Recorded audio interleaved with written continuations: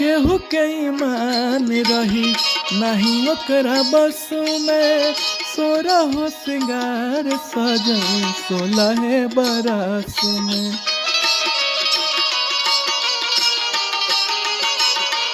हाँ केहू के ईमान रही नहीं ओकरा बस में, 16 सिंगार सजल 16 बरस में। हुस्न के जादू अदा के मंत्र तो पे चलौले बारे, हुस्न के जादू अदा के मंत्र तो पे चलौले बारे।